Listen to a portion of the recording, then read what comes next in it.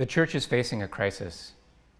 Thousands of people are leaving the denomination.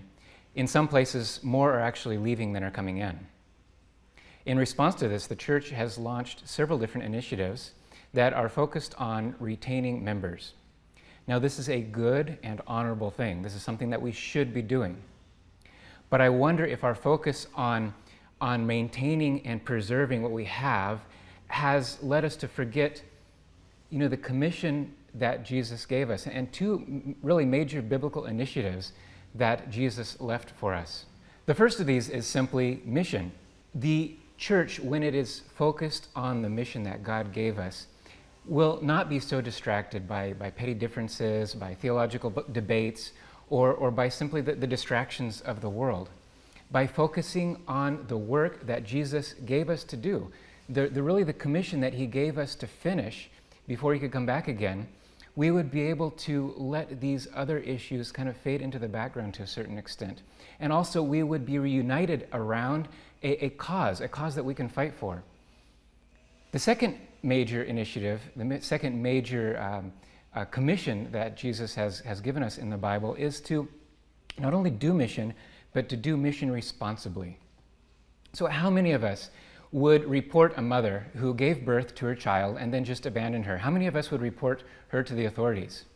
How much of our resources as individuals, as a community, as a nation even, is devoted to training and to growing and to equipping our children to be able to grow into maturity and to take our places and to do even greater things than we have done?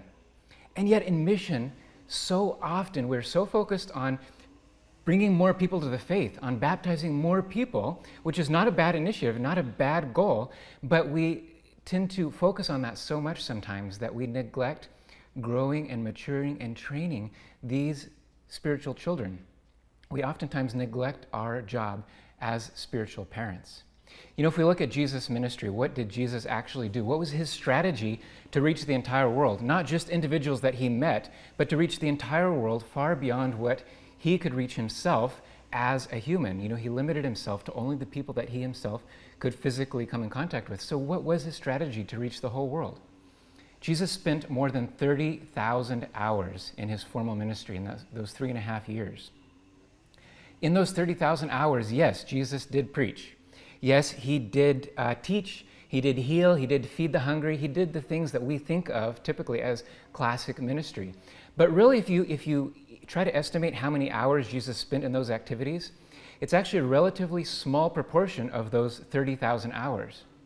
So what did Jesus spend most of his time doing? How did he prepare his church to finish the work that he left for them? He did it by training disciples, a small group of disciples. He invested all of his time in training these disciples. Actually, the New Testament indicates that even while Jesus was preaching and teaching and healing, he was actually doing that as training for his disciples. And when he left these disciples to repeat the process again. And that's what we find them doing, especially in the ministry of Paul.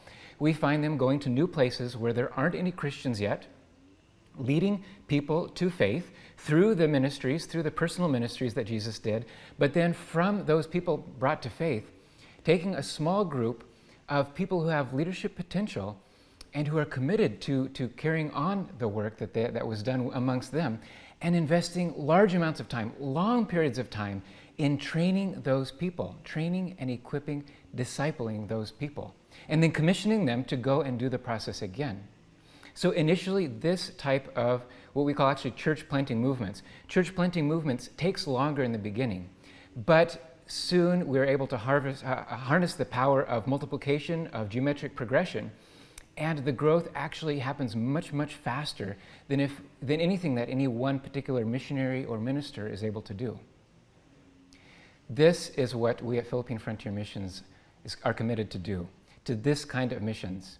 The work that we do does take longer to begin with, and it does require a fairly large investment of resources at the beginning.